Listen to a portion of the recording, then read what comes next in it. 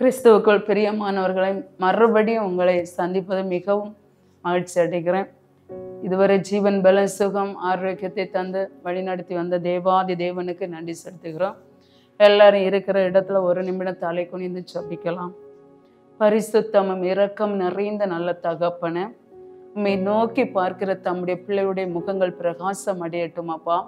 அவர்களுடைய தோல்விகள் அனைத்தும் கெட்ட ஜெயமாக மாற்ற போற கிருபைகளுக்காக துதிக்கிறோம் அப்பா. என்னை நோக்கி கூப்பிடு, அப்பொழுது நீ அறியாத உனக்கு எட்டாததுமான பெரிய காரியத்தை நான் உனக்கு அறிவிப்பேன் என்று சொன்ன தகப்பன், இந்த வேளையில் அப்பா உம்மை நோக்கி பார்க்கிற ஒவ்வொரு முகங்களும் பிரகாசம் அடையட்டும் என்று ஒப்பு கொட்டிக்கிறோம். கேட்கிற காதுள்ளவன் கேட்க கடவன் என்று சொன்னீர் அப்போ. இப்பொழுது ஏறடிக்கிற உம்முடைய வார்த்தைகள் உம்முடைய பிள்ளைகள் கேட்டு அதன்படி நடக்க கர்த்தர் கிருபை பாராட்டும்படியாக ஸ்தோத்திரம். ஒவ்வொரு உள்ளங்களை கர்த்தர் தொடும்படியாக ஜெபிக்கிறோம். இருதயத்தில் இருக்கிற பாரங்கள், கஷ்டங்கள், சுமைகள் எல்லாவற்றையும் கர்த்தருடைய பாதத்துல இறக்கி வைக்கக்கூடியவர்களாய் மாற்றுங்க. அத்தனை குடும்பங்களுடைய வனாந்தரங்களை கர்த்தர் நீக்கி போடும்படியாக துதிக்கிறோம். உம்முடைய ஆசீர்வாதத்தின் மேல் ஆசீர்வாதத்தை பெற்றுக்கொள்ளக்கூடிய தெய்வீக ஜனங்களாய் நிரப்பி நடத்தும்படியாக ஸ்தோத்திரம். எல்லா குடும்பத்தினுடைய தோல்விகளை கர்த்தர் எடுத்து போட்டு வெற்றி சிறக்க பண்ண போற கிருபைகளுக்காய் ஸ்தோத்திரம் அப்பா.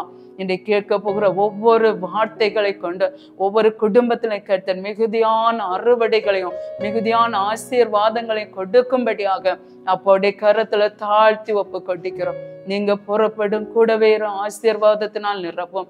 இயேசுவின் நாமத்தில் நல்ல பிதாவே, ஆமென். இதுவரை நம்மை நடத்தி வந்த தேவாதி தேவனுக்கு நன்றி செலுத்தலாம். இப்போது நம்மை கைவிடாத தகப்பனாக எப்பொழுது நம்மோடு கூட இருந்து நம்மளை பராமரித்து கொண்டிருக்கிற தகப்பன் நம் பக்கத்திலே இருக்கிறார். யார் கைவிட்டாலும் கைவிடாத நேசர் நம் அருகில் இருக்கிறார். ஏறெடுப்போமா? ஏசாயா 41 வசனம். நான் பூமியின் கடையாந்தரங்களில் இருந்து உன்னை எடுத்து அதன் எல்லைகளில் இருந்து அழைத்து வந்து, நீ என் தாசன், நான் உன்னை தெரிந்து கொண்டேன், நான் உன்னை வெறுத்து விடவில்லை என்று சொன்னேன்.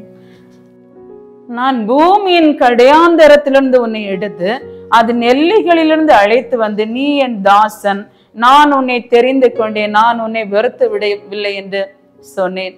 கர்த்தராகிய இயேசு கிறிஸ்து ஏசாயா தீர்க்கதரிசியை பார்த்து சொல்கிறான், நான் உன்னை வெறுத்து விடவில்லை. பூமியின் கடையாந்தரத்திலிருந்து நான் உன்னை எடுத்து உன்னை பயன்படுத்தி கொண்டிருக்கிறேன் என்று கர்த்தர் சொல்கிறார். தேவச்சனமே, இன்னைக்கு ஏசாயா தீர்க்கதரிசியில் வாழ்க்கையில் வந்த போராட்டம் போல நம்முடைய வாழ்க்கையில பல போராட்டங்கள், பிரச்சனைகள், கஷ்டங்களோடு வாழ்ந்து கொண்டிருக்கலாம்.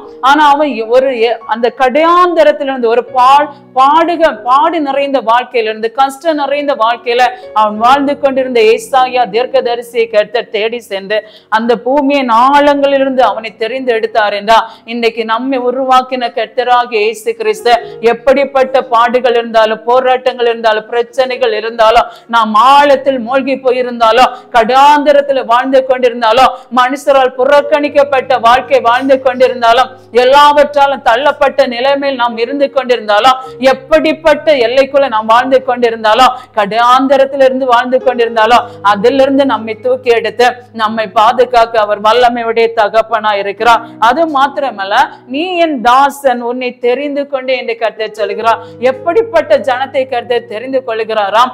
பாடுகளிலும், உபத்திரவங்களிலும், போராட்டங்களிலும், கஷ்டங்களிலும் வாழ்ந்து கொண்டிருக்கிற தேவ ஜனங்களே கர்த்தர் தெரிந்து கொண்டிருக்கிறார். யாரா இருந்தாலும், மனுஷர் கைவிட்டாலும் கைவிடாத தகப்பனாகிய நம்மை அவர் தெரிந்து கொண்டிருக்கிறார். எல்லோரால தள்ளிவிடப்பட்ட நம்மை அவர் தெரிந்து கொண்டிருக்கிறார். எல்லாரால புறக்கணிக்கப்பட்ட நம்மை அவர் தெரிந்து கொண்டிருக்கிறார். ஆகியால் தேவச்சனமே, யார் கைவிட்டாலும் நமக்குள்ள ஒரு உறுதி இருக்க வேண்டும். மனுஷர் கைவிட்டாலும், மனுஷர் நம்மை புறம்பே தள்ளினாலும், மனிதன் நம்மளை அறுக்களித்தாலும், நம்மை விட்டு விலக்காத தகப்பன் நம் பக்கத்தில் இருக்கிறபடியினால் அவர் நம்ம என்ன செய்திருக்கிறார்? நீ என் தாசன் என்று கர்த்தர் சொல்லுகிறார். யாக்கோபை பார்த்து சொன்னார், நீ என் தாசன், நீ என்னால் மறக்கப்படுவதில்லை என்ற. தேவச்சனமே, இன்னைக்கு உலகத்துக்கு நம்மை மறந்து போயிருக்கலாம். ஆனா நம்மை மறவாதபடிக்கே நம்மை பேர் சொல்லி அழைக்கிற இஸ்ரவேல் தேவனாய கர்த்தர் நம் பக்கத்தில் இருக்கிறபடியினால் இன்னைக்கு நம்மை பார்த்து சொல்லுகிறார், நீ என் தாசன், நான் உன்னை தெரிந்து கொண்டேன். நம்மை எப்படிப்பட்ட தேவச்சனமாக அவர் வைத்திருக்கிறாரா? அவரால் தெரிந்து கொள்ளப்பட்ட தேவச்சனமாக வைத்திருக்கிறார். அவரால் நேசிக்கப்படத்தக்க தேவச்சனமாக வைத்திருக்கிறார். உலகமே புறக்கணிக்கப்பட்ட நம்மை இன்றைக்கு நம்மை நேசித்துக் கொண்டிருக்கிறார். ஆகையால் நமக்குள்ள ஒரு விசுவாசம் இருக்க வேண்டும். பூமியின் கடையாந்தரத்திலிருந்து ஏன் நம்மை கர்த்தர் தெரிந்து கொள்ள வேண்டும்? ஏன் அந்த பூமியின் கடையாந்தரத்திலிருந்து எடுத்து அவருடைய எல்லைகளிலிருந்து அழைத்து வந்து நீ என் தாசன், நான் உன்னை தெரிந்து கொண்டேன் என்று ஏன் கர்த்தராகிய தேவன் சொல்ல வேண்டும்? ஏன் என்றால் நாம் அவருக்கு மிகவும் பிரியமானவர்களா இருக்கிறோம். அவர் நம்மை நேசித்துக் கொண்டிருக்கிறார். அபாத்திரமாகிய நம்மை கர்த்தர் நாம் செய்கிற பாவங்கள், நாம் செய்த துரோகங்கள் நிமித்தம் அவர் நம்மை விட்டு போயிருக்கலாமே, ஆனால் அவர் நம்மை விட்டு கொடுக்காத தகப்பனாக மனுஷன் கைக்கும் சாத்தான் கைக்கும் உலகத்தில் உள்ள தீய செயல்களுக்கும் நம்மை விட்டு கொடுக்காதபடிக்கு கடையாந்தரத்தில் இருந்து கொண்டு இருந்த நம்மை இன்றைக்கு நாம் தூக்கி எடுத்து அவருடைய சொந்த ஜனமாக மாற்றுகிறது மாத்திரமல்ல, அவர் நம்மை பார்த்து சொல்லுகிறார், நீ என் தாசன், நீ எனக்கு வேண்டும் என்று கர்த்தர் சொல்லுகிறார். உன்னை வெறுத்து விடவில்லை என்று சொல்லுகிறார். ஏனென்றால் நீ எப்படிப்பட்ட தவறுகள் செய்தாலும் நான் உன்னை வெறுக்காத தகப்பன். ஒரு பாவி மனம் திரும்பினால் பரலோக ராஜ்யத்தில் மிகுந்த சந்தோஷம் உண்டாயிருக்கும் என்று வேதம் சொல்லப்படுகிறது. இன்றைக்கு தேவச்சனமே எப்படியோ அருக்களிப்பில் வாழ்ந்து கொண்டிருந்த நம்மை, நாசத்தில் வாழ்ந்து கொண்டிருந்த நம்மை, தேவனை பிரியமில்லாத காரியங்களில் ஈடுபட்டு கொண்டிருந்த நம்மை பார்த்து கர்த்தர் சொல்லுகிறார், நீ என் தாசன், நான் உன்னை வெறுத்து விடவில்லை என்று சொல்லுகிறார். யார் உங்களை வெறுத்தாலும், யார் நம்மை வெறுத்தாலும் வெறுக்காத ஒரு தெய்வம் உண்டவென்றால் நம்முடைய கர்த்தராகிய இயேசு கிறிஸ்து மாத்திரமே. நம்மை நேசிக்கிற ஒருவர் உண்டென்றால் கர்த்தராகிய இயேசு கிறிஸ்து மாத்திரமே. நம்மை வழி நடத்துகிற தேவன் ஒருவர் உண்டென்றால் கர்த்தராகிய இயேசு மட்டுமே. அவர் நம்மை ஒருபோதும் வெறுக்கிற தேவன் அல்ல. நாம் சில நேரம் நினைக்கலாம், நம்மை வெறுத்து விட்டாரோ, நம்மை கைவிட்டாரோ, நம்முடைய ஜெபத்திற்கு பதில் வரவில்லையே, நாம் கூப்பிட்டும் பதில் இல்லையே என்று நாம் திகைத்து போய் கொண்டிருக்கலாம். ஆனா கர்த்தராகிய ஆவியானவர் எங்கே உண்டோ அங்கே விடுதலை உண்டு. அவர் நிச்சயமாய் நம் பக்கத்திலே கடந்து வருகிற தகப்பன், நிச்சயமா நம்மை ஆசீர்வதிக்கிற தேவன், நிச்சயமா நம்மை உயர்த்துகிற தகப்பன், அவர் நம்மை வழி நடத்துகிற தேவனா இருக்கிறார். ஆகையால் நம்மளை விட்டு கொடுக்காத தகப்பன் நம்மை பார்த்து சொல்லுகிறார், நான் உன்னை வெறுத்து விடவில்லை, நான் உன்னை வெறுத்து விடவில்லை என்று நம்மை பார்த்து சொல்லுகிறார். நீங்க சில நேரம் நினைக்கலாம், கர்த்தர் என்னை வெறுத்து விட்டாரோ, அதனாலதான் இந்த பாடுகள் வருகிறதோ, கர்த்தர் என்னை நேசிக்கலையே, அதனாலேதான் இந்த போராட்டம் வருகிறதோ என்று நீங்கள் நினைத்துக் கொண்டிருக்கலாம். ஆனா கர்த்தர் சொல்லுகிறார், நான் உங்களை வெறுத்து விடவில்லை. இந்த பாடுகளை கண்டு, இந்த உபத்திரவத்தை கண்டு, இந்த உபத்திரவ பாதை கண்டு நீங்கள் சோர்ந்து போகாதபடிக்கு என்னிடத்துல இன்னும் மறுபடியும் வாருங்கள் என்று கர்த்தர் சொல்லுகிறார். சில பயப்படுகிற காரியம் உங்க வாழ்க்கையில வருகிறது நிமித்தம் நீங்கள் நினைக்கலாம், கர்த்தர் என்னை வெறுத்து விட்டார் என்று. சில மனிதருடைய கரத்துல ஒப்பு கொடுக்கிறது நிமித்தம் நீங்கள் நினைக்கலாம், கர்த்தர் என்னை வெறுத்து விட்டார் என்று. சில கடன் பிரச்சனைகள் வருகிறது நிமித்தம் நீங்கள் நினைக்கலாம், கர்த்தர் என்னை வெறுத்து விட்டார் என்று. இல்ல பிள்ளைகளுடைய வாழ்க்கையில ஆசீர்வாதம் இல்லாதது நிமித்தம் நினைக்கலாம், கர்த்தர் என்னை வெறுத்து விட்டார் என்று. நிச்சயமா அவர் வெறுத்து விடுகிற தேவன் அல்ல. எப்படிப்பட்ட போராட்டத்துக்குள்ள, எப்படிப்பட்ட கஷ்டத்துக்குள்ள, எப்படிப்பட்ட கண்ணீர் பள்ளத்தாக்குகளுக்குள்ள நீங்க வாழ்ந்து கொண்டிருக்கலாம். ஆனா கர்த்தர் சொல்லுகிறார், நான் உன்னை நேசிக்கிறேன். அடுத்த வசனம் வாசிக்கலாம். நீ பயப்படாதே, நான் உன்னுடனே இருக்கிறேன். திகையாதே, நான் உன் தேவன். நான் உன்னை பலப்படுத்தி உனக்கு சகாயம் பண்ணுவேன். என் நீதியின் பலக்கரத்தினால் உன்னை தாங்குவேன். திகையாதே, நான் உன் தேவன். தேவஜனமே, எந்த காரியத்தை குறித்து திகையாதபடிக்கு, பயப்படாதபடிக்கு கர்த்தரிடத்துல முழு உள்ளத்தோடு நீங்கள் இருப்பீர்கள் என்றால் உங்க வாழ்க்கையில் வருகிற எல்லா போராட்டத்தையும் கர்த்தர் நீக்கி போடுவேன் என்று வாக்கு கொடுக்கிறார். பயப்படாதே, நான் உன்னுடனே இருக்கிறேன் என்று கர்த்தர் சொல்கிறார். ஏன் பயப்பட வேண்டாம்? கர்த்தர் நம் பட்சத்தில் இருக்கும் போது, கர்த்தர் நமக்கு சார்பா இருக்கும் போது, கர்த்தர் நம்மை நேசிக்கிற போது மனுஷனை கண்டு பயப்படாதபடி, உலகத்தில் இருக்கிற தீய சக்திகளை கண்டு பயப்படாதபடிக்கு தேவன் ஒருவருக்கே பயந்து அவருடைய வழிகளில் நடப்பீர்கள் என்றால் உங்க வாழ்க்கையில் இருக்கிற பொல்லாத சத்துரு கர்த்தராகிய தேவன் ஜெயிக்கும்படி உங்களுக்கு அதிகாரத்தின் வல்லமை தருவார். நீங்கள் விசுவாசிக்கிற தேவன் உண்மை உள்ளவர் என்று கர்த்தரை பின்பற்றுவீர்கள் என்றால் எந்த காரியத்தை குறித்து பயப்படாதபடி கர்த்தரை நேசித்து அவருடைய வழிகளை கை கொண்டு அவருடைய பாதையை நடப்பீர்கள் என்றால் உங்க வாழ்க்கையில நிச்சயமாய் கர்த்தர் பெரிய காரியத்தை செய்வேன் என்று வாக்கு கொடுக்கிறார். ஏனென்றால் நீங்கள் அவருடைய பிள்ளைகளா இருக்கிறீர்கள், நீங்கள் அவரால் தெரிந்து கொள்ளப்பட்ட ஜனமா இருக்கிறீர்கள், நீங்கள் அவருடைய தேவனுடைய தாசனாய் இருக்கிறீர்கள். ஆகையால் எதை குறித்து பயப்படாதபடிக்கு, எந்த காரியத்தை குறித்து திகையாதபடிக்கு கர்த்தரிடத்துல முழு உள்ளத்தோடு விசுவாசத்துடன் நம்பிக்கையுடன் இருப்பீர்கள் என்றால் எந்த காரியத்திலே கர்த்தர் உங்களை பலப்படுத்தி உங்களுக்கு சகாயம் செய்து உங்களை நீதியின் வலது கரத்தினாலே உன்னை தாங்குவேன் என்று கர்த்தர் சொல்கிறோம். எந்தெந்த காரியத்தில் உங்களுக்கு சகாயம் கிடைக்க வேண்டுமோ அந்தந்த காரியத்திலே நிச்சயமா உங்களை ஆசீர்வதித்து உங்களை மேன்மைப்படுத்தி உங்கள் பேரை பிரஸ்தாபப்படுத்துகிற தேவன் உங்கள் பக்கத்தில் இருக்கிறபடினால் எதை குறித்தும் பயப்படாதபடிக்கு கர்த்தருடைய பலத்தை கருத்துக்குள் அடங்கி இருக்கும் போது நிச்சயமாகவே உங்களை ஆசீர்வதிக்கிற தேவன் உங்கள் பக்கத்திலே கடந்து வருவார். இவ்வளவு தூரம் நாம் பிரயாசப்படுகிற கையின் பிரயாசம் ஒன்றும் வாய்க்கப்படவில்லை என்று வேதனையோடு இருக்கிறீர்களா? அல்லது கையின் பிரயாசம் வீணாய் செலவழி புந்து கொண்டு இருக்கிறது என்று கண்ணீரோடு இருக்கிறீர்களா? சொல்லுகிற பயப்படாமலும் திகையாமலும் கர்த்தர் உங்களை பலப்படுத்தும்படிக்கு அவருடைய பலத்தை கருத்துக்கள் அடங்கி இருந்து அவரே நோக்கி ஜெபித்து அவரே நோக்கி விண்ணப்பம் பண்ணி கர்த்தரிடத்தில் அன்பு கூர்ந்த சகல காரியங்களிலும் கர்த்தரிடத்தில் மன மகிழ்ச்சி இருப்பீர்கள் என்றால் உங்களை வழி நடத்துகிற தேவன், உங்களுக்காக சகாயம் பண்ணுகிற தேவன் உங்கள் முன்னே கடந்து போவார். ஆகையால் தேவச்சனமே எதை குறித்து கலங்காமலோ பயப்படாமல் திகையாமல் இருந்த கர்த்தருக்கே காத்திருக்கும் போது நீங்க விரும்புகிற காரியத்தை கர்த்தர் நிறைவேற்ற வல்லமை உடையவராக இருக்கிறார். அது மாத்திரமல்ல, என் நீதியின் வலது கரத்தினால் உன்னை தாங்குவேன் என்று கர்த்தர் சொல்கிறார். எப்படிப்பட்ட கரத்தினால் தாங்குவாரா? நீதியின் வலது கரத்தினால. அவரிடத்துல நீதி உண்டு, அவர் அநியாயம் செய்கிற தேவன் அல்ல. இன்றைக்கு நீங்கள் நீதியாய் பேச நீதியானதை நடப்பித்து செம்மையான வழியை கை கொண்டு நடப்பீர்கள் என்றால் உங்க வாழ்க்கையில எந்த காரியத்தை கர்த்தர் செய்ய வேண்டுமோ அதை நிச்சயமாய் செய்வேன் என்று வாக்கு கொடுக்கிறார். நீதியின் வலது கரத்தினாலே தாங்குகிற தகப்பன் உங்கள் பக்கத்திலே கடந்து வருகிறார்.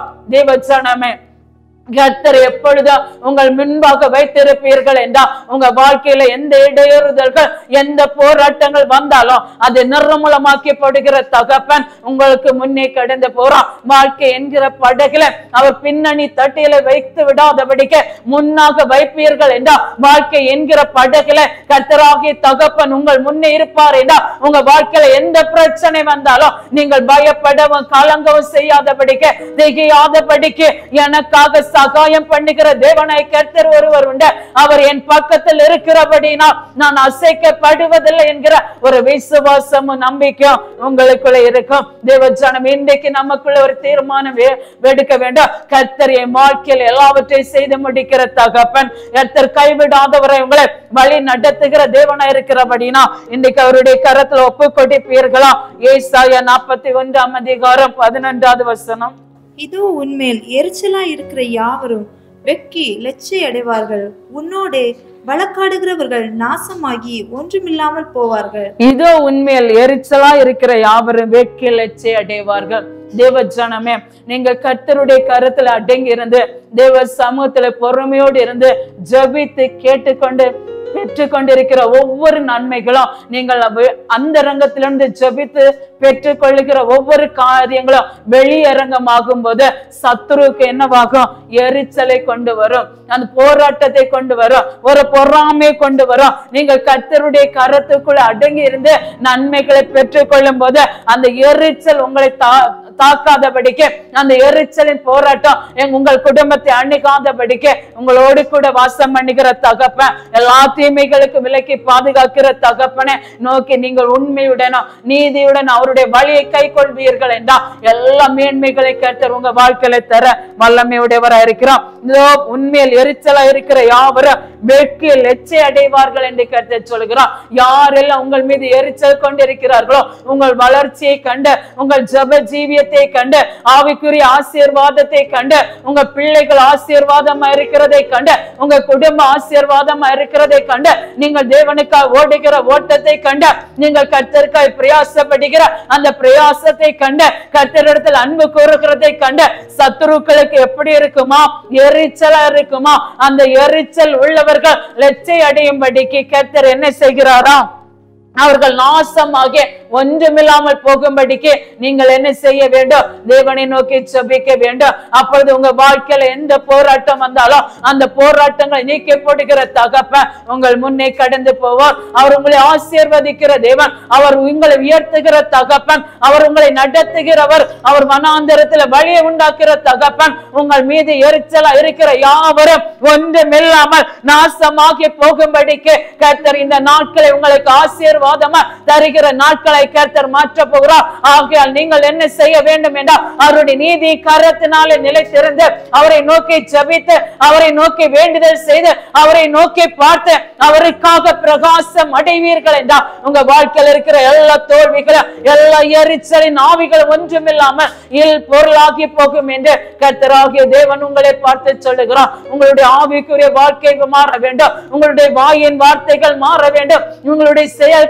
மாற வேண்டும், உங்களுடைய எண்ணங்கள் மாற வேண்டும். ஆகையால் தேவ ஜனமே, இன்றைக்கு கர்த்தராகிய தேவன் நம்மை பார்த்து சொல்லுகிறார், இதோ உண்மையில் எரிச்சலா இருக்கிற யாவரும் வெட்கி லட்சை அடைவார்கள், உன்னோடு வழக்காடுகிறவர்கள் நாசமாகி ஒன்றுமில்லாமல் போவார்கள். இன்னைக்கு நம்முடைய வாழ்க்கையில எத்தனையோ எரிச்சல்கள், எத்தனையோ பொறாமைகள் நம்முடைய வாழ்க்கையில நம்முடைய ஆசீர்வாதங்களை தடை பண்ணுகிறதாக மாந்திரிகத்தின் ஆவிகள், வெளி சூனியத்தின் ஆவிகள், எரிச்சலின் ஆவிகள், எப்படிப்பட்ட போர் ஆயுதங்களை தடுத்து எறியும்படிக்கு நம்ம என்ன செய்து கொண்டிருக்கிறோம்? ஜெபிக்கிறவர்களாய் மாற்றிக் கொண்டிருக்கிறார், துதிக்கிறவர்களாய் மாற்றிக் கொண்டிருக்கிறார், ஸ்தோத்திரம் பண்ணுகிறவர்களாய் மாற்றிக் கொண்டிருக்கிறார். என் ஸ்தோத்திரம் என்பது அது சத்துருவை வெல்லக்கூடிய ஒரு ஆயுதமாக நம் பக்கத்தில் இருந்து கொண்டிருக்கிறது.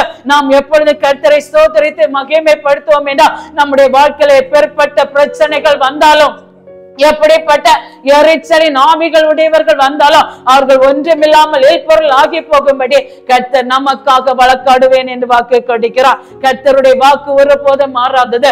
அவர் சொன்னதை செய்து முடிக்கிற தகப்பன், அவர் சொல்லி செய்யாதிருக்கிற தேவன் அல்ல. கர்த்தருடைய வார்த்தை என்றும் உள்ளது. இன்றைய தினம் உள்ள செய்தியின் தலைப்பு என்னவென்றால், இயேசு கைவிடாதவராய் நம்மோடு கூட இருக்கிறார். தேவச்சனமே, நாம் கர்த்தரால் நேசிக்கக்கூடிய பிள்ளைகள், கர்த்தரால் அன்பு கூறக்கூட படக்கூடிய பிள்ளைகள். ஆகையால் இந்த கர்த்தருக்காக நாம் பிரகாசிக்கப்படுவோம் என்றால் நிச்சயமாய் நம்மை உயர்த்துகிற தகப்பனாக கூடவே இருக்கிறார். அடுத்ததாக பார்க்கலாம், கர்த்தருடைய பாதுகாப்பை பற்றி நாம் பேச போகிறோம். கர்த்தருடைய பாதுகாப்பு ஒவ்வொரு குடும்பங்களுக்கும் மிகவும் அவசியமானதாக இருக்கிறது. ஒவ்வொரு பிள்ளைகளுக்கு அவசியமானதா இருக்கிறது. ஒவ்வொரு வாழ்வு பிள்ளைகளுக்கு அவசியமானதா இருக்கிறது. கர்த்தருடைய பாதுகாப்பு என்கிறது தொழில்கள், வேலைகள் செய்கிற இடத்துல கர்த்தருடைய பாதுகாப்பு நமக்கு இருக்க வேண்டும். அவருடைய பாதுகாப்பு நம்மிடத்தில் இல்லாத பட்சத்தில் நாம் விழுந்து போயிடுவோம். கர்த்தருடைய பாதுகாப்பு நம்மோடு இருக்கும் என்றால் நாம் அசைக்கப்படாதபடிக்கு கர்த்தர் நம்மை நிலைநிறுத்துகிற தேவனா இருக்கிறார். சங்கீதம் 91 அதிகாரம் 14வது வசனம். அவன் என்னிடத்தில் வாஞ்சையா இருந்தபடியால் அவனை விடுவிப்பேன், என் நாமத்தை அவன் அறிந்திருக்கிறபடியால் அவனை உயர்ந்த அடைக்கலத்திலே வைப்பேன். தேவச்சனமே, இப்படிப்பட்ட சத்துருக்கள் நம்மை நெருக்கி கொண்டிருக்கையில், இப்படிப்பட்ட ஜனங்கள் நம்மை நெருக்கி கொண்டிருக்கிற வேளையில், நம்ம பின்பற்றுகிற சத்துருக்களின் கூட்டங்கள் நம்மை வணைந்து கொண்டிருக்கிற வேளையில கர்த்தராகிய தகப்பன் சங்கீதக்காரனாகிய தேவனை நோக்கி சொல்லுகிறான், அவன் என்னிடத்தில் வாஞ்சியா இருக்கிறபடியால் அவனை விடுவிப்பேன், என் நாமத்தை அவன் அறிந்திருக்கிறபடியால் அவனை உயர்ந்த அடைக்கலத்துல வைப்பேன். தேவச்சனமே, இன்றைக்கு நம்முடைய வாழ்க்கை அவன் இந்த கர்த்தரிடத்துல வாஞ்சி உடையவர்களா இருக்க வேண்டும், கர்த்தரை நேசிக்க கூடியவர்களா இருக்க வேண்டும். அப்படிப்பட்டவர்களுக்கு கர்த்தருடைய பாதுகாப்பு எப்பொழுது இருக்கும்? கர்த்தருடைய பாதுகாப்பு ஒரு மனிதனுக்குள்ள இருக்க வேண்டும் என்றால் நாம் எப்படிப்பட்டவர்களாய் மாற வேண்டுமா? நாம் கர்த்தரிடத்தில் வாஞ்சி உடையவர்களா இருக்க வேண்டுமா? அப்பொழுதுதான் அவர் எல்லா போராட்டத்திலிருந்தும், எல்லா பிரச்சனையிலிருந்து, எல்லா கஷ்டத்திலிருந்து நம்மை விடுவித்து நம்மை பாதுகாக்கிற தகப்பனாக நமக்கு முன்னே செல்லுகிறார். நாம் இரண்டாவதாக என் நாமத்தை அவன் அறிந்திருக்கிறபடியால் அவனை உயர்ந்த அடைக்கலத்துல வைப்பேன். தேவச்சனமே, கர்த்தருடைய வசனம் ஒவ்வொரு மனிதனுக்குள்ள கிரியை செய்ய வேண்டும். எல்லா மனிதர்களும் கர்த்தரை அறிந்திருக்கிற ஜனம், தேவனை பின்பற்றுகிற தேவன், தேவச்சனங்கள் கர்த்தரை வாஞ்சியாய் நோக்கி பார்க்கிற தேவச்சனங்கள், அவர்கள் எப்படிப்பட்டவர்களா இருக்க வேண்டுமா? கர்த்தருடைய வசனத்தை கை கொள்ளக்கூடியவர்களா இருக்க வேண்டுமா? கர்த்தருடைய நாமத்தை அறிந்தவர்களா இருக்க வேண்டுமா? அப்படிப்பட்டவர்களை கர்த்தர் பாதுகாக்கிற தேவனா இருக்கிறார். நான் என் நாமத்தை அவன் அறிந்திருக்கிறபடியால் அவனை உயர்ந்த அடைக்கலத்துல வைப்பேன். தேவச்சனமே, ஒரு மனிதனுக்கு உயர்ந்த அடைக்கலம் எப்போது வருமா? கர்த்தருடைய நாமத்தை அறிந்து கொள்ளும் போது, கர்த்தருடைய வசனத்தை அறிந்து கொள்ளும் போது, கர்த்தரை நோக்கி ஜெபிக்கும் போது, கர்த்தருடைய அன்பை பிறருக்கு சொல்லும் போது, கர்த்தருடைய ரகசியங்களை வெளிப்படுத்தும் போது, நான் கர்த்தரிடத்தில் பெற்றுக்கொண்ட அன்பை பிறருக்காய் சொல்லும் போது, அந்த மனிதனை கர்த்தர் என்ன செய்கிறாராம்? உயர்த்தி கொண்டே இருப்பாராம். அவன் ஒருபோது தாழ்விடங்களை சந்திக்காதபடி அவன் உயர்ந்து இருக்கும்படிக்கு, அவன் கர்த்தருடைய நாமத்தை அறிந்தபடியினால் அவனை மேன்மைப்படுத்தும்படிக்கு கர்த்தர் அவனோடு கூட எப்போதும் வாசம் பண்ணி கொண்டிருப்பார். ஆகையால் இன்றைக்கு நம்முடைய வாழ்க்கையில எப்படிப்பட்ட நிலையில் நாம் இருக்கிறோம்? கர்த்தருடைய வேதத்தை அறிந்து கொண்டிருக்கிறோமா? கர்த்தருடைய நாமத்தை அறிந்து கொண்டிருக்கிறோமா? கர்த்தரிடத்தில் வாஞ்சி உடையவர்களா இருக்கிறோமா? அல்லது உலகத்தில் வாஞ்சி உடையவர்களா இருக்கிறோமா? உலக மனிதரோடு வாஞ்சி உடையவர்களா இருக்கிறோமா? கொஞ்ச நேரம் கிடைக்கிற போதெல்லாம் யாரிடாவது இருந்து பேசலாமே என்ற உலக கதைகளை பேசிக்கொண்டு தேவனை விட்டு பின்வாங்குகிற நிலைமை நமக்குள்ள இருக்கிறதா? சற்று நம்மை ஆராய்ந்து பார்ப்போமா? கர்த்தரை அறிந்த நாம், தேவனை அறிந்த நாம், கர்த்தரோடு பேசக்கூடிய நாம், கர்த்தரை நேசிக்கிற நம்முடைய குடும்பம் எப்படிப்பட்டதா போய் கொண்டிருக்கிறது? உலகத்துக்கு, உலக கதைகளுக்கு, உலக காரியங்களுக்கு இடம் கொடுத்து கொண்டே இருக்கிறோம். தேவனை விட்டு தூரம் போய் கொண்டிருக்கிறோம். ஆக கர்த்தருடைய ஆசீர்வாதங்களை பெற்றுக்கொள்ள முடியாதவர்களாக பல காரியங்கள் நம்மை தடை பண்ணி கொண்டிருக்கிறது. ஆக இன்றைக்கு நம்முடைய வாழ்க்கையில ஒரு முடிவெடுக்க வேண்டும். நாம் என்ன செய்ய வேண்டும்? கர்த்தருக்காக வாழ வேண்டும், கர்த்தரை நேசிக்க வேண்டும், கர்த்தரிடத்தில் வாஞ்சை உடையவர்களா இருக்க வேண்டும். அவருடைய நாமத்தை அறிந்தவர்களாக அவரை பின்பற்றக்கூடிய ஒரு நிலைமை நம்முடைய வாழ்க்கையில் இருக்கும் என்றால், நம்முடைய வாழ்க்கையை மாற்றி அமைக்கிற ஒரே ஒரு தெய்வம் அவர் கர்த்தராகிய இயேசு. அவர் நம்மை உயர்ந்த இடத்துல வாசம் பண்ணும்படி உயர்ந்த அடைக்கலத்துல வைத்து நம்மை அழகு பார்க்கிற தகப்பனாக நம்மோடு கூட இருக்கிறார். உயர்ந்த இடத்துல வாசம் பண்ணும்படி கர்த்தர் நமக்கு அனுக்கிரகம் பாராட்டுவார். சங்கீதம் 91:15 வசனம். அவன் என்னை நோக்கி கூப்பிடுவான், நான் அவனுக்கு மறு உத்தரவு அருளி செய்வேன்.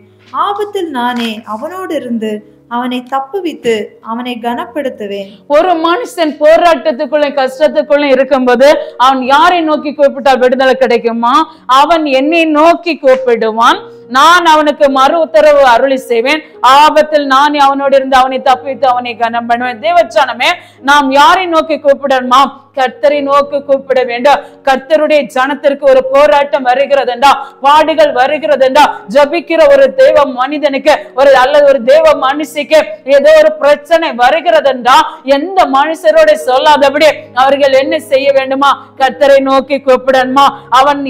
அவனுக்கு மறு உத்தரவு அருளி செய்வேன் என்று கர்த்தர் சொல்கிறார். கர்த்தரை நோக்கி நீங்கள் கூப்பிடுவீர்கள் என்றால் மறு பதிலை கர்த்தர் தந்து எல்லா போராட்டத்திலிருந்து, எல்லா பிரச்சனைகளிலிருந்து அவர் நம்மை தப்புவிக்கிற தகப்பனா இருக்கிறார். தேவஜனமே, நாம் பல போராட்டங்கள் இருந்து கொண்டு தேவ சமூகத்தை நோக்கி ஜெபிப்போம் என்றால் அவர் நமக்கு வாக்கு தத்தங்களை தர வல்லவரா இருக்கிறார். அந்த வாக்கு தத்தத்தை பிடித்து கொண்டு எதை கேட்டாலும் அதை நிச்சயமா நம்முடைய வாழ்க்கையில அவர் செய்து முடிக்கிற தகப்பனாக இருக்கிறார். எத்தனை போராட்டங்கள், எத்தனை பிரச்சனைகள், எத்தனை பலவீனங்கள், எவ்வளவோ ஆபத்து, நாச மோசங்கள் வந்தாலும் அவை எல்லாவற்றிலிருந்து, எல்லா தீமையிலிருந்து அவரை நோக்கி கூப்பிடும் போது அவர் நமக்கு மறு உத்தரவு அருளி செய்து எல்லா ஆபத்தையும் நம்மை விட்டு நீக்கப்பட்டு அவர் நம்மை உயர்த்த போதுமானவராக இருக்கிறார். எல்லாவற்றிலும் தப்பிக்கிற தேவனாய் கர்த்தர் நம் பட்சத்தில் இருக்கிறபடினா எதை குறித்து கலங்காமலும் பயப்படாமலும் அவரே நோக்கி பார்த்து அவருடைய நாமத்தை அறிந்து அவருடைய நாமத்தை மகிமைப்படுத்தி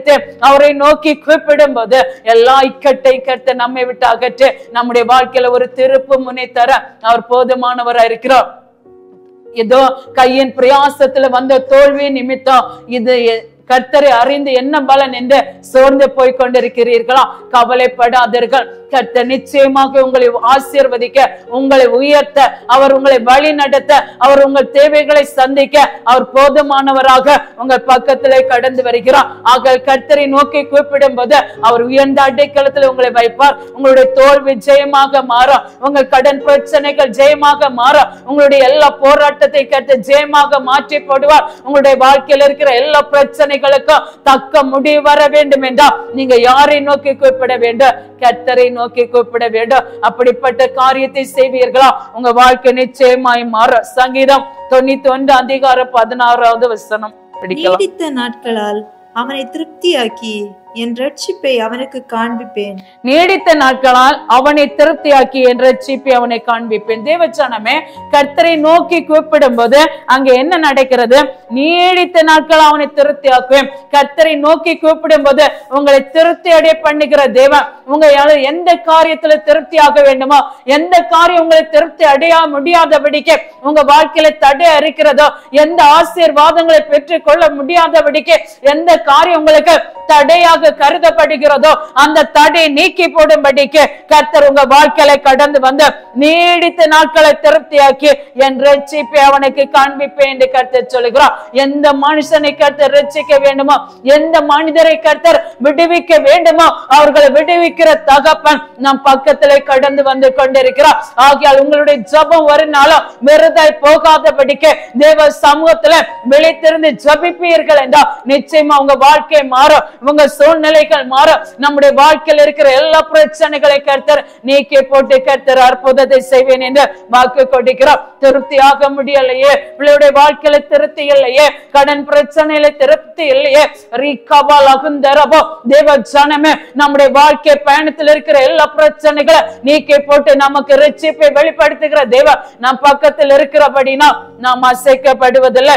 வெறுமே நீக்கி போட்டு அவர் திருப்தியை தருகிற தகப்பனாக கடந்து வருகிறார். திருப்தியாக்கி நடத்துகிற தேவன். பேதுருடைய வாழ்க்கையில ஒன்றும் இல்லை, முடிந்து போயிட்டு என்று சொல்லி திருப்தி அடையாத வாழ்க்கையில கர்த்தர் வலையை ஆழத்தில் போடுங்கள் என்று சொன்ன ஒரே வார்த்தை நிமித்தம் பேதுரு கீழ்ப்படிந்து வலையை போட்டான். திரளான மீன்களை பிடித்தான். இன்றைக்கு தேவச்சனமே, எந்த காரியத்தில திருப்தியாக முடியவில்லை என்று தத்தளித்துக் கொண்டிருக்கிறையோ, உன்னுடைய வாழ்க்கையில் இருக்கிற எல்லா பிரச்சனைகளை நீக்க இன்றைக்கு கர்த்தர் உங்க வாழ்க்கையில ஜெயத்தை தர விரும்புகிறார். வெறுமே நீக்கி போட விரும்புகிறார். ஆழத்தில் இருக்கிற ஆசீர்வாதத்தை இந்த நாட்களில் நீங்க கண்டு மகிழும்படி கர்த்தர் உங்கள் வெறுமே நீக்கி ஆசீர்வதிக்க போறேன் என்று வாக்கு கொடுக்கிறார். எல்லாரும் இருக்கிற இடத்துல ஒரு விஷயம் முழங்கால் படியிட்டு ஜெபிக்கலாமே. பரிசுத்தமும் இரக்கமும் நிறைந்த நல்ல தகப்பனே, கண்ணீரோடு கேட்கிற தேவ ஜனங்கள், ஒன்றுமில்லையே தகப்பனே, நம்பி நம்பி நன்மை செய்தது நிமித்தம் எல்லாம் இழந்து போய்கொண்டிருக்கிற என்னுடைய வாழ்க்கையில ஆசீர்வாதம் என்கிறத இல்லை என்ற சத்துரு உங்க வாழ்க்கையில குறுக்கிட்டு கொண்டிருக்கிறானா? உங்க வாழ்க்கையில இருக்கிற ஆசீர்வாதங்களை சத்துரு பறித்து கொண்டிருக்கிறானா? தகப்பனே, எல்லா குடும்பங்களுக்குள்ள இருக்கிற எல்லா பிரச்சனைகளை, மாந்திரிகத்தின் ஆவிகளும், வெளி சூனியத்தின் ஆவிகளும், ஏவுதலின் ஆவிகளும், எரிச்சலின் ஆவிகளும் ஒவ்வொரு குடும்பத்தையும் விட்டு நீக்கப்பட்டு ஆசீர்வாதத்தை கட்டளிட போற கிருபைகளுக்காய் ஸ்தோத்திரம். கர்த்தரை நம்பி இருக்கிற ஜனம் ஒருபோது வெட்கப்பட்டு போகாது இருக்கும்படி கர்த்தர் நன்மையால் நிரப்புகிற கிருபைக்காய் துதிக்கிறோம். வெறுமை கர்த்தர் நீக்கி போடுவீராக. ஆசீர்வாதத்தினால் நிரப்ப மனாந்தரங்கள் மாறட்டும். நன்மையினால் நிரப்பி ஒவ்வொரு குடும்பத்தையும் ஆசீர்வதிக்கும்படியா ஜெபிக்கிறோம். அப்படி கரத்துல தாழ்த்தி ஒப்பு கொடுக்கிறோம். கூடவே ஒவ்வொரு குடும்பத்தையும் ஆசீர்வதிக்கும்படியா ஜெபிக்கிறோம். ஜெபங்கள் எங்கள் ஜீவனில் நல்ல பிதாவே, ஆமென்.